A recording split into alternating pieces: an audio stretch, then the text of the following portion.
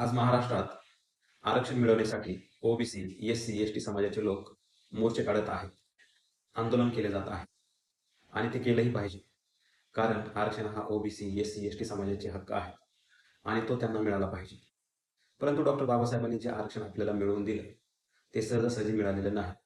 दिवस रात्र 18-18 तास अभ्यास करून या देशातील वर्ण व्यवस्था, जाती व्यवस्था याला विरोध करून, दलित अस्पृश्यतेला झेलून, या आरक्षणासाठी स्वतःच्या आई वडील गमावून, 3-3 मुलं गमावून, मनुवादाला सामोरं जाऊन हे आपल्याला मिळवून दिलेलं आहे. तेव्हा कुठं आता आमचे एससी, एसटी, ओबीसीचे लोक चांगले जीवन जगू लागले आहेत. आज जे हे आरक्षणाच्या रूपात आपल्याला हक्क अधिकार मिळाले आहेत ते डॉक्टर बाबासाहेबांनी फुकटात दिले आहेत. त्याचे खूप मोठे उपकार आपल्यावर आहेत. मग त्यांचं संरक्षण करण्याची, ते जपून ठेवण्याची जबाबदारी कोणाची आहे?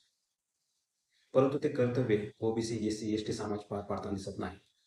यासाठी आंदोलन करताना दिसत नाही. ज्यामुळे आज 80 ते 90% आरक्षण बंद केले गेले आहे.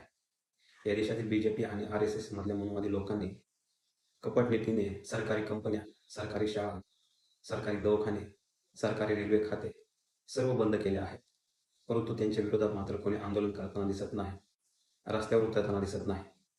ही एक खूप मोठी शोकांतिका आहे, ज्याचे परिणाम पुढे येणाऱ्या पिढ्यांना भोगावे लागणार आहे.